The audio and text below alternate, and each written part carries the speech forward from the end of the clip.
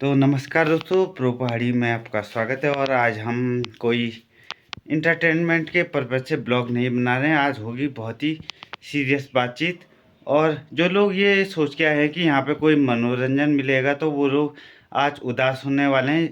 इससे पहले वो खुद ही वीडियो को स्किप कर दें, दूसरा वीडियो देखें। तो चलिए दोस्तों, शुरू करते हैं आज का ब्लॉग। तो आज हम हैं किसी सीरियस मुद्दे पर बात करने के लिए, और हमारे साथ है हमारे बड़े भाई राजभर भाई जी। तो ये भाई जी पिछले 25 साल से भाई जी क्या होटल इंडस्ट्री में है, और वो भी गुजरात में और जयपुर जयपुर राजस्थान में, और रॉयल कम्युनिटी के अस्पतालों में, होटल में।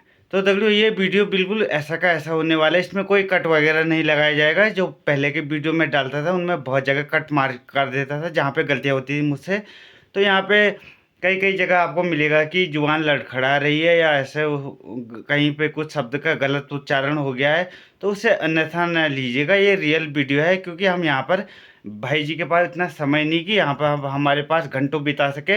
ये अपने सीमित समय में से कुछ समय हमें दे रहे हैं, इसलिए हम इसमें बिना कट लगाए, बिना वो किए, जैसा वीडियो है वैसा है, उसको वैसे रखेंगे। तो भाई जी अपनी कहानी अभी बताएंगे। इससे पहले मैं थोड़ा भाई जी का परिचय मैं आपसे करा देता हूँ।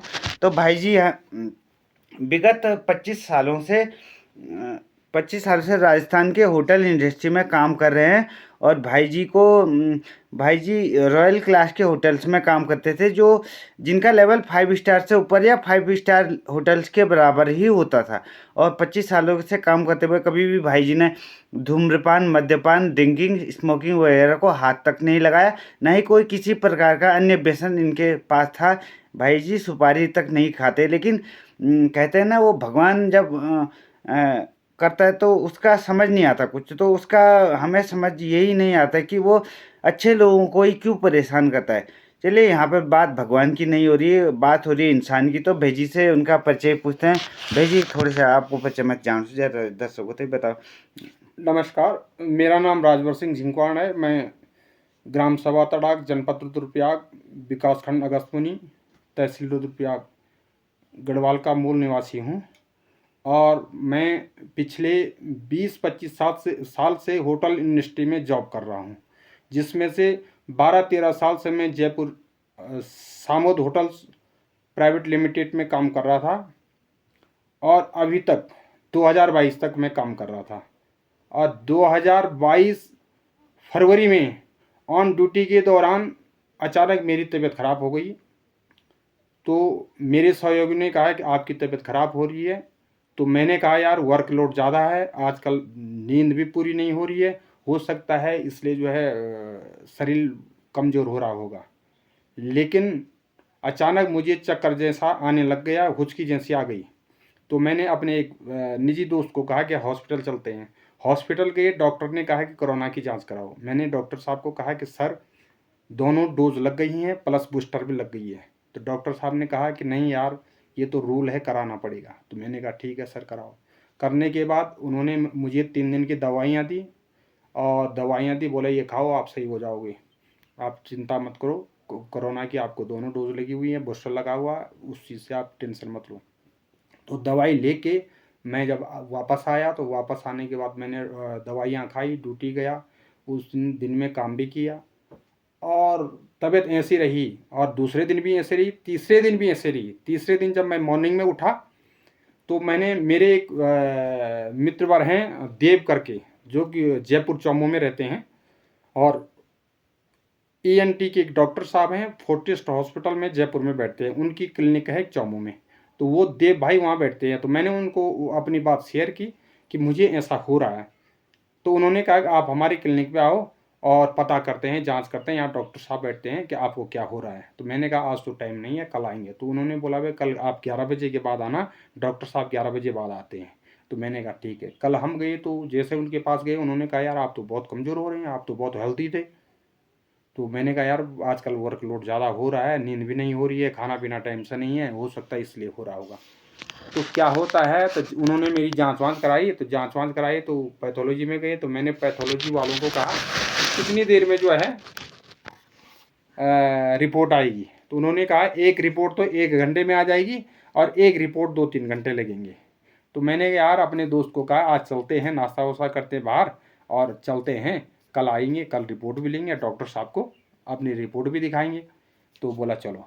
तो हम गए। तो शाम को 4 बजे जब मैं ड्यूटी पे था तो मेरे पास मैसेज आ गया कि आपकी रिपोर्ट रेडी हो गई। तो मैंने देव भाई को फ़ोन किया, वैसे देवेंद्र नाम है उनका, तो शॉर्टकट में देव कहते हैं उनको। तो मैंने कहा यार रिपोर्ट आ गई। बोला रिपोर्ट मेरे हाथ में है, आपको KFT का प्रॉब्लम है। मैंने कहा यार ये KFT क्या होता है, कभी सुना ही नहीं था।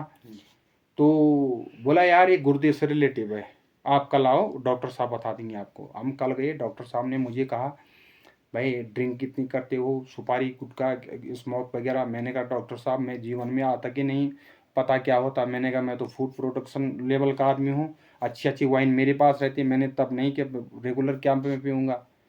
बोला अच्छा। बोला बाथरूम आ रहा। मैंने कहा सर बाथरूम तो बराबर आ रहा। बोला यार आपको ये प्रॉब्लम है और इस चीज़ का मैं तो डॉक्टर नहीं हूँ, मैंने आपको बता दिया है कि आपको ये समस्या है, अब आप जो है किडनी के डॉक्टर के पास जाओ। और इस बारे में मुझे नॉलेज नहीं था ये रोग कितना गंभीर है। मैंने सोचा यार 1-2 महीने 15 दिन दवाई खा के हो जाएंगे। उसके बाद मैंने रवि को ये बात शेयर की। रवि ने रीना को बताया जो जयपुर में रहती है, प्रेम सिंह चाचा जी की बड़ी लड़की, काफ़ी नॉलेजफुल है। तो उन्होंने कहा कि भैया आप जो है जयपुर आओ। और मेरे नज़र में डॉक्टर हैं, doctor AK Sharma internal hospital में बैठते हैं, उनको हम आपकी रिपोर्ट दिखाएंगे। उसने व्हाट्सएप से मुझ रिपोर्ट मांगी और डॉक्टर साहब को भेज दिया। डॉक्टर साहब जबकि मद्रास में थे या कहीं और गए हुए थे उन दिनों। तो बोला यार तो मैं 14 तारीख को आऊँगा, आप 14 तारीख को हॉस्पिटल आना, 14 फरवरी को। अब 14 फरवरी को हम हॉस्पिटल गए। रवि आया मेरे साथ में, बावन आया जयपुर से, और वहाँ सारी जाँच दोबारा से डॉक्टर साहब ने लिखी। और फटाफट जिस दिन डॉक्टर साहब हॉस्पिटल बैठेंगे तो 9 से 5 वहीं बैठेंगे, कहीं नहीं जाएंगे। तो मैं वो वहाँ गया, सारी जांच वाँच लिखी। जांच वाँच लिखने के बाद क्या होता है, रिपोर्ट भी वहाँ घंटे भर में तैयार हो जाती हैं। सारी आई, डॉक्टर साहब को दिखाया। डॉक्टर साहब ने बोला आपको ये प्रॉब्लम है, आप ऐसा करो लाइन डलवाओ, डायलिसिस करवाओ। अब इसके बारे में अपने को तो नॉलेज नहीं था कि ये क्या होता है। तो हमने कहा भाई ठीक है। तो बोला कोई बुजुर्ग है घर पे, माता पिता दादा दादी जो किडनी आपको डोनेट कर सके। मैंने कहा सर ऐसा कुछ नहीं है, माता पिता भी गुजर गए हैं, दादा दादी हमने देखे नहीं हैं, और ऐसा कोई जुगाड़ नहीं है। मैंने कहा अगर इलाज हो सकता है तो आप। बोला यार उसका इलाज यही है, आप डायलिसिस कराओ। अब लाइन डाली। लाइन डालने के बाद मेरी तबीयत बहुत ज़्यादा ख़राब हो गई। रात को ICU में भर्ती कर दिया। तो रवि घबरा गया। मैंने रवि को बोल दिया तू वीडियो बना, मैं वीडियो में बोल देता हूँ, अगर कोई बात होगी कि भाई इसके ऊपर कोई जो है बात नहीं आई। ये तो मेरे साथ सहयोग देने आया हॉस्पिटल में, यहाँ कोई नहीं था इसलिए आया, इसका कोई दोष नहीं है, ये तो मेरा इलाज कराने के लिए लाया था। फिर उसने मना कर दिया। बोला नहीं नहीं नहीं भाई इतना भी वो नहीं, लेकिन बोला भाई साहब एक बार आपकी तबीयत खराब हो गई और मैं घबरा गया। तो मैंने कहा अगर दूसरा ऐसा है तो वीडियो बना लेते हैं, ताकि आपको भी जो है थोड़े सेफ रहे कि घर वालों को भी। आजकल यही हो रहा है, जो दिखता है वो काम बिकता है। काज पे जाने वाले भाई वो भी उनका भी खराब हो जाएगा। अब मैंने कहा वो ये है। तो वहाँ हमने जब जो एडमिट हो गए, लाइन डाली, डायलिसिस हो गया।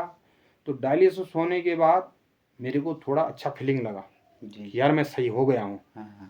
तो सही हो गया हूँ। तो उसके बाद हम वहाँ 4 दिन हॉस्पिटल में, 5 दिन जो है एडमिट रहे। 5वें दिन जब डिस्चार्ज हुए तो मैं हॉस्पिटल के बाहर आया। मैंने कहा यार मैं वहीं चलता हूँ जहाँ मैं काम करता हूँ अपने रूम पे। इतने में बावन का फ़ोन आ गया, बोला सिविल लेना आ जाना घर पे। मैंने यार घर पे तो ठीक बोल रहा है, अपने मन में सोचा यार वहाँ जाऊँ नहीं जाऊँ, फैमिली के बीच में कई बातें होती हैं। थोड़ी देर में उसकी माँ का भी फ़ोन आ गया। जैसे मैं ऑटो करने वाला था उसकी माँ का भी फ़ोन आ गया, चाची का। बोला राजू कहीं नहीं जाना है, घर पे आना है, ये घर अपना है, ये मत सोचना दूसरे का है, ये बिल्कुल भी मत सोचना, तुम सीधा घर पे आना, कैब करना, सीधा यहाँ पे आना। मैंने कैब किया और डायरेक्ट पहुँच गया ऊपर रूम पे गया। ऐसे ही ऊपर 3रे माले पे गेस्ट रूम पे वहाँ बैठा आराम से। 9 दिन तो मैं वहीं रहा। 9 दिन तो उन्होंने मेरी सेवा की। हॉस्पिटल बावन ले गया, आना जाना सारा व्यवस्था, खाना पीना सारा। तो उस टाइम भी मेरे को ये नॉलेज वो नहीं था कि यार ये बीमारी इतनी गंभीर है। मैंने कहा यार मैं ठीक हो रहा हूँ।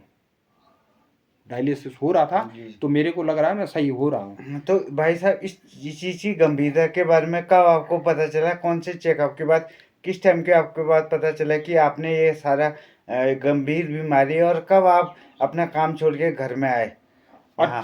14 फरवरी को जब इंटरनल हॉस्पिटल में जांचें दोबारा हुई डॉक्टर A.K. शर्मा के द्वारा, तब मेरे को मालूम हुआ ऐसा है। लेकिन जब डायलिसिस चल रहा था तो मुझे लग रहा है यार मैं सही हो रहा हूँ।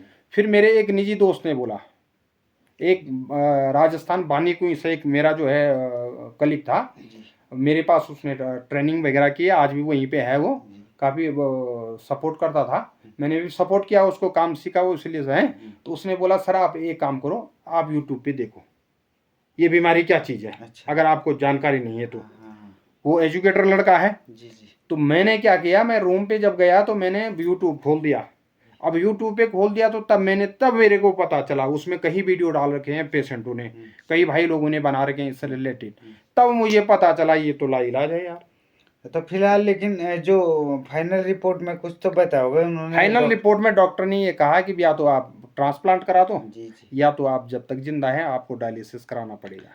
तो भेजी जैसे आप डायलिसिस करा रहे हैं, लगभग अगर 2-3 सालों से करा रहे हैं, तो आपको एक डायलिसिस, एक उसमें कितना खर्चा आता है एक चेकअप में आपका? एक चेकअप में लगा लो 3,000 का खर्चा, महीने का 25,000 खर्चा है। तो आपके महीने में कितने होते हैं? 3 मैं हफ्ते में 3 बार जा रहा हूँ। हफ्ते में 3 हाँ, बार, एक तो हफ्ते में 12 बार आपका हाँ, महीने में एक हफ्ते में 3 डायलिसिस करवा रहा हूँ। जी। अभी यहीं जनपद रुद्रप्रयाग से करवा रहा हूँ। इंटरनल के बाद वो जयपुर इंटरनल हॉस्पिटल के बाद जो है मैं जब घर आया तो मेरा इलाज जो है देहरादून इंद्रेश हॉस्पिटल से चला है। डॉक्टर आलोक कुमार के डॉक्टर आलोक कुमार है नेफ्रोलॉजिस्ट, उनके अंदर में चल रहा है, मेडिसिन उनकी ही चल रही है। लेकिन अभी जो है डायलिसिस जनपद रुद्रप्रयाग में चल रहा है। हफ्ते में मैं 3 बार जाता हूँ और मंथली मेरा जो है 25 से 30 हजार रुपया खर्चा है। मेडिसिन देहरादून से आती है मेरी 6,000 रुपये की महीने की आती हैं। कभी मैं 2 महीने की इकट्ठे मंगा लेता हूँ, क्योंकि किसके पास मंगाना है, क्या जाना है। कभी हाँ, जैसे मैं जाता हूँ तो एक साथ लेके आता हूँ, यार कौन लाएगा क्या लाएगा, टाइम पे नहीं है। तो मुझे 2022 से कंप्लीट, मुझे अभी जो ये 3 साल पूरे हुए, 4था साल लग गया है। और साथ में मेरी जो है दयनीय स्थिति हो गई है, जितना भी मैंने पैसा कमाया था जी जी, और वो सारा खर्च हो चुका है। जी भाई साहब रॉयल होटल में काम करते थे, पैसा भी इन्होंने बहुत अच्छा कमाया होगा, आप समझ सकते हैं। 5 स्टार लेवल का होटल था, तो पैसा भी काफ़ी अच्छा कमाया। लेकिन 3 साल में हालत बहुत ज़्यादा खराब हो चुकी है। अब जी, मैं सामोद पैलेस में होटल में काम कर रहा, सामोद प्राइवेट लिमिटेड में काम कर रहा था। उन्होंने, मालिकों ने मुझे काफ़ी वहाँ पे सपोर्ट किया है। उन्होंने ही मुझे इंटरनल हॉस्पिटल में भर्ती किया था, अच्छे हॉस्पिटल में, AC वार्ड में डायरेक्ट। और वो खुद मुझे जो है देखने आए थे। मेरे जो मेन शेफ थे राजीव शर्मा और ऑडिट मैनेजर ददानी जी, वो डायरेक्ट देखने के लिए आए। रवि ने भी बोला यार इतने बड़े लोग देखने के लिए आ गए। उन्होंने मुझे कहा बेटा आज तक 12 साल से तो मेरे पास काम कर रहा है, हेल्थ इशू कभी नहीं हुआ था, ऐसा क्या हुआ तेरे साथ। और उसी दौरान, उसी 2022 में मेरा प्रमोशन हुआ, पैसा बढ़ा, सारा कुछ हुआ। अप्रैल में इशू होने वाला था, वो वित्त वर्ष होता है मार्च टू मार्च, अप्रैल में जो है सारा इशू होने वाला था। और सारा जो है चौपट हो गया है, सारा चौपट हो गया है। अब मैं इतना परेशान हो गया बहुत ज़्यादा। मेरी बॉडी, जब मैं डायलिसिस से आता हूँ, कल मैं डायलिसिस पे गया था तो 2 बजे घर पे आ गया था, तो लेटा हुआ था। आज सुबह सीधा 7 बजे उठा, और आज भी उठा तो ये जगह बहुत प्रॉब्लम है, बहुत ज़्यादा चलने में, फिरने में, आने में, जाने में बहुत दिक्कत है। ऐसा तो अब अपने आप को जो है मालूम हो गया है। 6 महीने तक तो मुझे इतना डिप्रेशन हो गया कि मुझे ऐसा कैसा हो गया है। मैं घर से इधर उधर, कुर्सी से इधर उधर नहीं गया। मैंने कहा यार ऐसा कैसा हो गया, हमने कुछ किया ही नहीं है, या तो ऐसा है। इतनी गंभीर हालत में होने के बावजूद भी भाई जी, मैं खुद देखता हूँ भाई जी एक बकरी चराने के लिए डेली जाते हैं, और वो भी इसलिए वो भी हमेशा। तो एक स्वस्थ आदमी भी कभी कभी छोड़ देता है दगड़ियों। लेकिन भेजी का आप भेजी की कहानी के माध्यम से आप व्यक्तित्व जान गए होंगे। जब इनके 5 स्टार होटल के मालिक इनके पास इनको देखने के लिए स्वयं आए थे, खुद ही आए थे, और इनको अच्छे से AC वार्ड में रखा गया था। और भाई 25 साल से काम करने के दौरान आप है मैं किचन इंचार्ज था। किचन इंचार्ज होने के बावजूद भाई के पास दुनिया की महंगी से महंगी वाइन रखी रहती थी, सब कुछ रखा रहता है, लेकिन उन्होंने कभी मदिरा को हाथ तक नहीं लगाया, ना ही किसी अन्य प्रकार के मादक तत्व जैसे तंबाकू सिगरेट को हाथ लगाया होगा। किसी भी नशीले उत्पाद का कभी भाई ने प्रयोग नहीं किया। तो भाई के व्यक्तित्व तो आप जान चुके होंगे कि अच्छे आदमी थे, नहीं तो कौन आता है अपने वर्कर से मिलने के लिए अस्पताल में, कौन उसे शिफ्ट करता है इसी वार्ड में। तो भाई का आप समझ चुके होंगे कि राजवर भाई कैसे आदमी है। तो आगे की कहानी अब राजवर भाई फिर बताएंगे। भाई साहब, भाई जी बुरा ना माने भाई, आप भी बुरा मत माना, मैं कहानी इसलिए कह रहा हूँ कि जो हम स्टोरी सही, ये सही। डालने वाले हैं, हाँ। ये एक ऐप में डालने वाले हैं, जहाँ जब मुझे भाई के बारे में पता चला तो मुझे लगा कि भाई जी की मदद कैसे हो सकती है, क्योंकि ये बीमारी कोई बहुत छोटी टाइप की बीमारी नहीं है दगड़ियों। इसमें 5-10 लाख 20 लाख 25 लाख ये कुछ नहीं है रकम इसके लिए।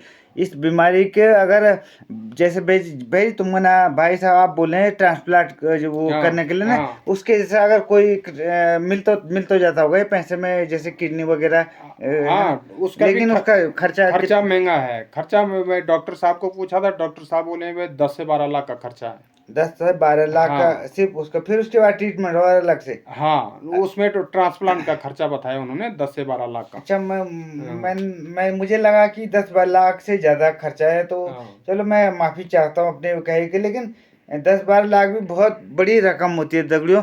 अब भाई जी ने भी अपनी पूरी ज़िंदगी 25 साल तक होटल में काम किया, और उसके बाद जब बीमारी का इन्हें पता चला तो अभी मात्र 4 सालों में अपनी जमा पूंजी सब गंवा चुके। लेकिन मुझे कहीं से पता चला है किट्टो ऐप के बारे में, इस पर काफ़ी रिसर्च करी मैंने, और मैंने पाया कि इसमें बहुत सारे फ्रॉड भी हैं किट्टो ऐप के नाम से, क्योंकि वो लोग वहाँ जो लोग वहाँ डोनेशन देते हैं वो गलत ऐप में दे देते, तो ऐप वालों का पैसा बन सकता है, इसलिए इसके बहुत सारे नकली ऐप बनाए हुए प्ले स्टोर पे। लेकिन फिर मैंने यूट्यूब पे सर्च किया, ओरिजिनल ऐप डाउनलोड कर ही ली भाई के लिए, और इसमें अकाउंट बनाते हुए मुझे पता चला कि इसमें अकाउंट के साथ साथ अपनी पूरी कहानी लिखनी पड़ती है, स्टोरी डालनी पड़ती है। इसीलिए मैं यहाँ पे कहानी का शब्द का जिक्र कर रहा हूँ, आप बुरा ना मानिए कि मैं कुछ वो ये गलत भाव में ले रहा हूँ इसे, या कहानी यहाँ पर, क्योंकि दगड़ियों जिसकी कहानी जैसे यहाँ पर है मेडिकल ये है, इसको 21,000 सैकड़े हजार 10 लाख 10 लाख करोड़ 10 लाख करोड़, हाँ, 4 करोड़ इसको चाहिए। और कितने देखिए भाई साहब, 1.15 के पीपुल डोनेटेड, मतलब 1,500 लोगों ने इसको डोनेट कर दिया है। तो इस पे तब जाके मुझे लगा कि क्या पता अगर हमारे साथ भगवान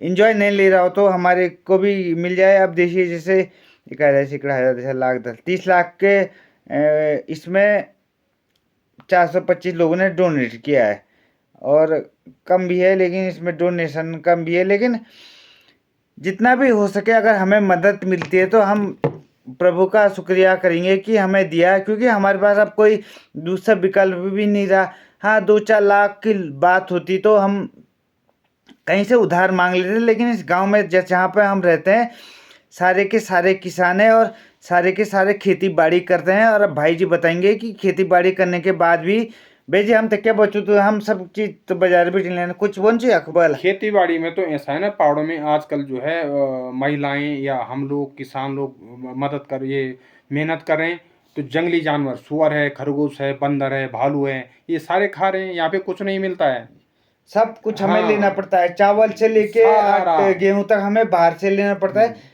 खेती बाड़ी हम बस इसलिए कर रहे हैं क्योंकि हमारे पुरखे करते थे, दादा दादी करते थे, इसलिए हमें उसीलिए चालू रखा। नहीं तो अगर यहाँ पर कीमत कोई खरीदार होता, कीमत मिलती तो आधी से ज़्यादा ज़मीन बिक चुकी होती, और शायद उस लाइन में हम भी होते, क्योंकि पैसे की ज़रूरत सबको पड़ती है।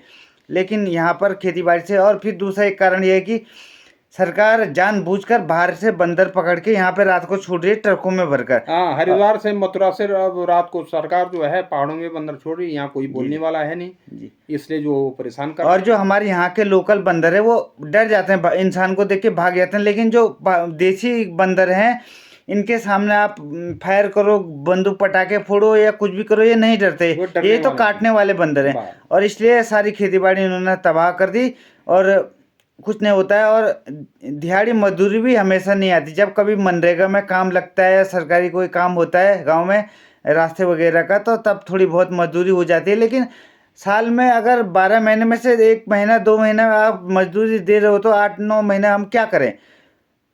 इसलिए लोग अपना यहाँ से पलायन करने की सोचते हैं। जो लोग नौकरी पे लग चुके हैं सरकारी नौकरी पे, जैसे टीचर या फौज या कुछ भी, उन सब का प्लान है कि अपनी ज़मीन बाहर खरीदो और वहाँ वहाँ बचेंगे, वहाँ पढ़ेंगे यहाँ पे, क्योंकि अपना भविष्य अब नज़र नहीं आ रहा है दगड़ियों।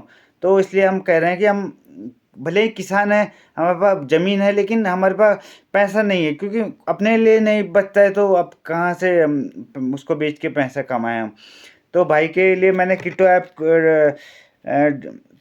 के बारे में पता चला मुझे, तो मैं किट्टो ऐप में एक आईडी भाई की अभी यहाँ पे बनाऊंगा और साथ में उसका पासवर्ड और जो है वो भाई जी को शेयर कर दिया जाएगा, ताकि भाई अपने फ़ोन पे देख सकें कितने लोगों ने वो डोनेट किया है। और साथ में बहुत सारे इसके लिए प्रूफ वगैरह चाहिए, जैसे कि 6 महीने पहले तक की हेल्थ रिपोर्ट या कुछ इस तरह की फ़ोटो। तो भाई को मैंने सिर्फ इतना बोला था कि वीडियो बनाने के लिए आ जाना, जानकारी मैंने बिल्कुल नहीं दी भाई को। लेकिन अब भाई को जानकारी हो चुकी है और साथ में भाई जी को वो वीडियो भी दिखा दूंगा।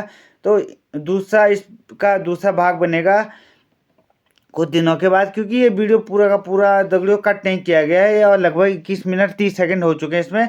तो हम इसको आधा घंटा बनाएंगे तो ये और बोरिंग हो जाएगा। तो वीडियो को छोटे से छोटा रखा जाए। इसमें हमने भाई जी की कहानी बता दी और ये वीडियो तो इसलिए हमने किट्टो वाले शायद किट्टो के पे बहुत सारे फ्रॉड भी होते होंगे कि हमको लोग वो चाहिए, लेकिन हमने यूट्यूब पे भी ये वीडियो डाला था, हम वहाँ भी मेंशन कर सकते हैं अगर हम गलत हैं। तो ये मेरा चैनल जो लगभग 2-3 साल से चला है, भले ये मोनेटाइज नहीं है, इससे मुझे कुछ पैसा नहीं मिलता, लेकिन आप जानते हैं कि 2-3 साल से और मैं वीडियो जब भी बनाता हूँ तो मैं ऐसे नहीं बनाता कि हमने ये खा लिया, हमने वो खा लिया। मेरे वीडियो आप देखिएगा, इस साल में सिर्फ ये दूसरा वीडियो होगा। इससे पहले मैंने वीडियो डाला था देवता नचवाने वाला, और उससे पहले वीडियो डाला था कार्तिक स्वामी वाला। तो मैं ऐसे फालतू वीडियो नहीं डालता, ये भी बात आपको मालूम होगी। और मैं आज सीरियस मुद्दे पे बात कर रहा हूँ, तो ये सच में मुद्दा बहुत ही सीरियस है। तो भाई जी की जानकारी हमने दे दी आपको, और जब इसका दूसरा पार्ट बनेगा तब तक भाई जी का जो हम किट्टो पे एक अकाउंट बना चुके होंगे, और आप चाहे तो वहाँ पर भाई जी को डोनेट कर सकते हैं या फिर यहीं पे आप डोनेट कर सकते हैं। जो दूसरा वीडियो आएगा उसमें हम भाई जी का QR कोड देंगे, साथ में भाई जी का अकाउंट नंबर देंगे। और वो अब ऐसा ना सोचेगा कि ये बीच में कहीं एडिट करके फ्रॉड कर लेगा। सेकंड पार्ट में हाँ। मेरी सारे 4 साल की रिपोर्ट्स हैं मेरे जी। पास, मंथली रिपोर्ट्स हैं, सारी हैं। ये तो हाँ देहरादून की हैं, ये जयपुर की हैं, जनपद रुद्रप्रयाग की हैं, सारी रिपोर्टें आपको मिल जाएगी। वो सब दिखाया जाएगा। हाँ, क्योंकि दिखाया भाई जी जाएगा। को मुझे आइडिया तब आया ना जब भाई जी बोल रहे हैं कि इस बीमारी के बारे में भाई जी को यूट्यूब से पता है चला। तो मुझे भी जब भाई जी ने बताया तो मुझे लगा यार इतना बड़ी रकम तो बहुत कौन उधार तो किससे लोन भी ले तो किससे लें।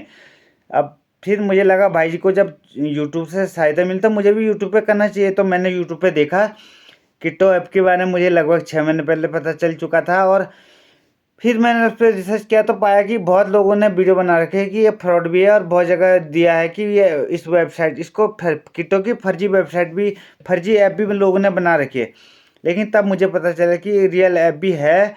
और वहाँ पर जब आप वहाँ पर लोन देते हैं तो उन लोगों की स्टोरी दिखाई जाती है। तो उस पर क्या बोलते हैं, दिखा रहता है कि इन लोगों के इतने लोगों ने मदद करी।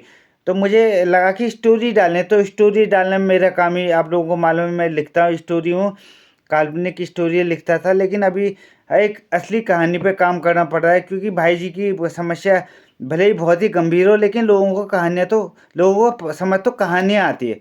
तो इसलिए मुझे लगा कि ये कहानी कहनी थोड़ी ज़रूरी है।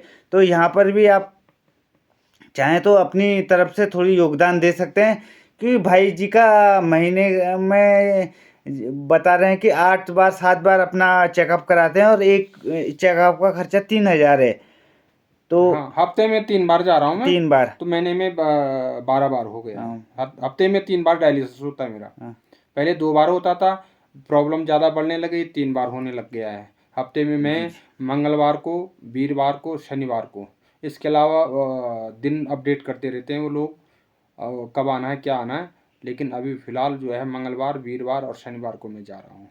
और डायलिसिस होने के बाद हालत ऐसी हो गई, कल मैं गया था तो 2 बजे घर पे आया तो लेट गया, ऐसा लेट गया कि बस खाना पीना कुछ नहीं चाहिए, आदमी अधमरा जैसा हो जाता है, सीधा आज सुबह उठा हूँ, ऐसा हो जाता है, बहुत प्रॉब्लम है। तो भाई जी यहाँ पे बता रहे हैं अपनी समस्या, अब हमने लगभग सब कुछ बता दिया। अब इसके दूसरे भाग में हम भाई जी के डॉक्यूमेंट वगैरह सबमिट, मैं जाऊँगा भाई के घर, और कल सुबह भाई जी का बहुत सुबह में कल सुबह आऊँगा। आप कितने बजे उठते हैं? मैं सुबह से उठ जाऊँ 7 बजे। आप 7 बजे उठते हैं तो थोड़ा समय फ्री बाखरा भी चरण दो। ना ना बाखरो तो ब्याखन में चोरो कोई दिक्कत अच्छा, हाँ, नहीं। मतलब मैं 7 बजे उठा, 8 से 9 के बीच में, 9 तक टाइम निकाया ना तुम, कि लेकिन थोड़ा मैं भी जरा वीडियो खोलूँ, बच्चे बच्चे अब बहुत है नया। अरे बहुत, मैं कुत्ता भी दिखाना है कल, नहीं तो शाम के टाइम पे, शाम के टाइम पे आऊँगा मैं कल, ने 4 बजे तक तो हर हाल में वापस आ जाऊँगा, इसी टाइम पे आपके घर आऊँगा। वहाँ के डॉक्यूमेंट हम सबमिट करेंगे इसमें ऐप में, एक ऐप का पासवर्ड आपके फ़ोन में होगा, एक यहाँ पे होगा, और साथ में जो दगड़ो अभी मैं आपको बता रहा हूँ, बहुत सारे लोग फ्रॉड क्या करते हैं, भाई जी का नंबर, जैसे भाई जी ने बोल दिया कि इस अकाउंट में अपना पैसा सहयोग करना, तो मैं यहाँ पे एडिट करके अपना अकाउंट नंबर भी डाल सकता हूँ, लेकिन भाई जी से जो लिया जाएगा वो आपके सामने लिया जाएगा, और भाई जी से एक बार पूछा भी जाएगा अकाउंट नंबर, ताकि कंफर्म हो कि मैंने कुछ इसमें जोड़ जाड़ एडिट नहीं किया है, मैं कोई वो नहीं कर रहा हूँ। और जब आप पैसा भेजेंगे तो अकाउंट होल्डर का नाम तो आता ही है, वो भी एक तरह की पुष्टि कर देगा कि ये कोई फ्रॉड नहीं है और भाई जी को सच में ज़रूरत है। तो ये चीज़ के लिए मैं ये ब्लॉग बना रहा हूँ। आपको मालूम है कि मैं साल भर में कुल मिला के 4 ब्लॉग तो कुल बनाता हूँ। अगर एक ब्लॉग में भाई जी को लेकर बना रहा हूँ तो मामला कितना वो है, गहरा है थोड़ा, कितना जटिल समस्या में से जूझ रहे हैं हम अभी। तो भाई जी के यहाँ पे अभी हम किट्टू ऐप में बनाते हैं, और फिलहाल इस वीडियो को हम यहीं पे समाप्त करते हैं। जल्द ही कल भाई जी के घर जाऊंगा, वहाँ का आपको मामला भी दिखाऊंगा, ताकि पता चल सके कि सच में आप, ताकि आप लगे कि हम सच में फ्रॉड नहीं तो बहुत सारे लोग क्या करते हैं, किसी दोस्त को बुलाते हैं और बनाते हैं वीडियो, और अपने इस तरह से फर्जी डॉक्यूमेंट, आजकल तो दगड़ों ज़माना AI तक पहुंच चुका है, अब सब कुछ नकली तो यहीं फ़ोन पे ही बन जाता है। तो लेकिन हम सब कुछ जो आपको दिखाएंगे वो बिल्कुल वो दिखाएंगे। भाई जी की जो अगर आपके पास हो सके तो पुरानी फोटो भी होंगी वहाँ पे, फोटो भी है मेरे हाँ, पास, जो होटल वगैरह, तो वो भी दिखा देंगे, ताकि पुष्टि हो जाए कि हमारी जो कहानी है वो सच्ची घटना है पे आधारित है। हम मैंने कोई गल्प नहीं लिख रहा हूँ, कोई अलवेला टाइप की नहीं है, सारा सपोर्ट है हमारे पास, ऐसा थोड़ी, आई कार्ड वगैरह सब है। जी, आई कार्ड भी है, सब कुछ दिखाया जाएगा आपको, काम किया नहीं किया। तो दगड़ियों वीडियो काफ़ी बड़ा हो चुका है, 28 मिनट 23 मिनट, तो ये चीज़ काफ़ी बड़ा हो चुका है, तो इसको यहीं पे विराम देते हैं। जल्दी मिलेंगे अगले दिन कल वीडियो में। मैं आज भाई जी को विदा करने से पहले मैं ID यहाँ पे बनाने की कोशिश करता हूँ, और देखते हैं कागज़ कितने मांग रहे हैं, उन कागज़ को भाई को बोलूँगा ये कागज़ नोट करो आप, ये सब रेडी रखना। तो दगड़ियों ध्यान से सुनने के लिए धन्यवाद, जल्दी मिलते हैं नए वीडियो में। नमस्कार।